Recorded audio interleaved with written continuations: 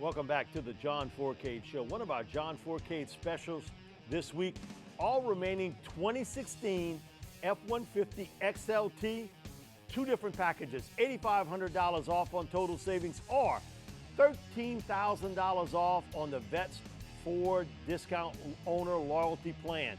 You can't find a better deal. Again, all remaining 2016 F-150 XLTs, $8,500 off or $13,000 off in total savings on owner loyalty right here at Veterans Ford. We're back here on the John Fourcade Show. Mike to take it along with John Fourcade. John, late last week, changes on the Saints staff, no surprise. That broom out. The broom was sweeping, pretty, baby. And I do suspect you will see some more before it's all over with. Joe Vitt, Greg McMahon, Bill Johnson being the main part in that. And you see defense, the lack of development or quick development, defensive line at linebacker, and just disaster early in the season last year on special teams. All got the guillotine out for guys that were part of the Super Bowl run for the Saints. You know, nothing lasts forever. Nope. And that's the way it is in the NFL because it's either the head coach or the assistant coaches. You can't get rid of players all the time because you brought them in financially. You got to go with these players, and the players aren't producing. Next guy they look at is, well, the coach who's coaching these players, why aren't they producing? And it's a shame. You don't want to see anybody lose your job. You know as well as I do, there's a bunch of them coaches we know personally, and I've known Joe Vitt for many, many years. You hate to see guys go, but sometimes, Mike, it has to happen. If you can't fire the head coach or the head coach is not leaving, then the next best thing to do is get rid of some of these assistant coaches, bring some fresh blood in, and that's probably what they're going to do. And like you said, maybe it's not over with yet. They might want to look at some offensive side of the football as well, and there's some spots on the offensive side of football that might need to be tweaked as well. But that needs to be done. If Sean Payton's coming back, you got to make some changes. No doubt with these changes, you didn't hear one word on all the Saturday or Sunday shows about Sean Payton going to the Rams. Well, I guess after making the change, that shut that down. I mean, come on. It was common sense that wasn't going to happen. Once he came on the radio show with us and said, I'm staying, I think a lot of people said, well, read into his words. Well, basically what he was telling you is, hey, listen, I'm in control now, and I'm going to make changes because next year it could be me getting the pink slip. Well, I think that's what they figured. They figured, hey, you're looking behind and say, okay, we'll give him one more year. And it's not that we'll give him one more year. We'll see what happens next. He goes 7-9 next year, Mike. I hate to say this. He's not going to be here. He will not be here. But like we had said, if you can't fire the coach or the coach is not leaving to go to the Rams or whatever it may be, you got to do something with your offense and your defensive side of football. And they decided to go defensive side of football because you have struggled defensively. Other than keep changing your defense coordinators, they changed some assistant coaches. And sometimes that happens, Mike, and we'll see what happens. And that's the thing that Sean said. I made changes on the side of the defense. We'll see what happens from now on. Interesting. Kevin O'Day, who was brought in about midseason, was kept on.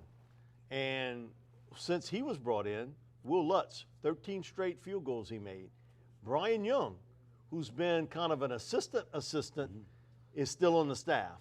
And so I think a lot of people are looking at this as those two guys who have been on the staff a while, know Dennis Allen's system, and with O'Day kind of being a special teams coach already, that those two guys are going to survive and pretty much get promoted from where they were. Well, the other factor is that you have Senior Bowl coming up in a couple of weeks, and what do you think happens at Senior Bowls? Every coach in America that needs a job, unemployment right? They'll be there. It's sort of like when you just got through with the college football convention this past week in Nashville. All these coaches that go there looking for jobs. Same thing in the NFL. They'll go down to the Senior Bowl. So I'm sure Sean Payton and his crew, management, will go over there. And maybe a few coaches will slip through the cracks that maybe they're looking at as well. But you're right about one thing. There's two guys on staff here that came on. That's been one is Young's been around for a long time as an assistant to the assistant, I guess you can call it. And then the special team guy come on board. Maybe they'll give him full-time reign there. And maybe Bryant will get moved up. But we'll see what happens when the Senior Bowl comes around. I'm sure there'll be some names there that they'll look at, maybe bring those guys on board as well. The other thing, too, is the financial part of things. They can't pay Jarvis Bird what he's going to make in 2017. You're going to have to come up with a package if you want to keep him to say this is the best we can do. Would you accept it? If not, we got to move on. But I think the biggest financial deal, Nick Fairley, you got to come up with a situation is if you want him here, you're going to have to pay him big money for a mercurial player, a guy that has been the roller coaster across the board, but he had a really good season last year. So, do you pay him a lot of money and keep him here? And let's say he does what he's done in the past and not play as well, because if you don't pay him, somebody else will. The only problem I see with this, Mike, is the fact that he's an inside 2 or 3 technique player, and you got a guy you drafted last year, number 1, to be the other guy to him. Most of your big money's not at your tackle spots. You usually go for your ends or your outside pass rusher. Do they open up the bank for him to keep him on board? In that case, though, other guys are going to suffer for this because you can't keep giving away a lot of money.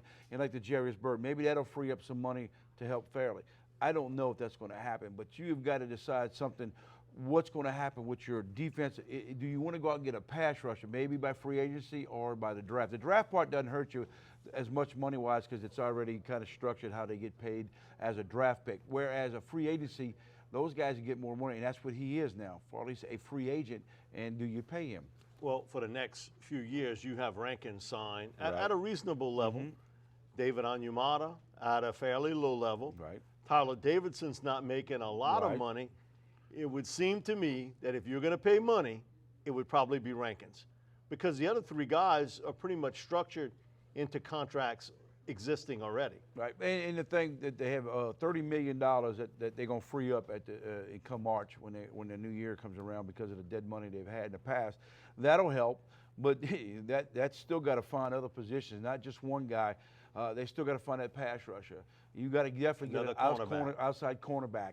I think if they lose Jarius Byrd back there, you've got enough DBs and safeties guys that you can move around. A lot of guys get moved around, and you'll find somebody back there at safety spot. But the money is the issue. Do you want to go and give Nick that amount of money, a big money there, and you got 2 guys in the inside, you're paying a good amount of money where you could probably put somebody on the outside and pay them. That's why I'm sitting here next to you and we're doing the show, and I'm not doing the X's and O's and the dollars and cents. The other thing, too, is 20 other teams in the NFL have more money than the Saints to spend. So while you say, well, man, listen, I got $30 million, other teams have that much or more. And isn't the cap going up next season? I believe they're going to move the cap up. Yep, you got to get to the cap floor. I do think that you will see, because of the TV and some of the revenue, that cap probably is going to be more like 33 to 34 million instead of 30. Remember last year, there was a little bit of an adjustment late with it, and they were able to get more money. On the offensive side of football, veteran guard, veteran tackle, because 33 years old with Jari Evans, 33 years old with Zach Strief. If they play one more year, it'll just be one more year. And so you got to look to replenish the right side of that line, and also to what happens with Andrus Peat. Are you going to play him at guard, tackle, left, or right? We talked about what Dan Rauscher said last week, that we're going to give him time to decide what he wants to do and then make our move. Well, it's going to be a situation offensively where their needs are at the O-line. There's no doubt. They got the receiving corps. They're fine with the receiving corps. Tight end, they need depth at tight end. May be an issue. Might be able to tap that. But overall, you get the running backs, everything else. You got a quarterback. You got to find linemen, and that's where they got to start right now. We'll be back with more of the John Fourcade Show, sponsored each week by Veterans Ford.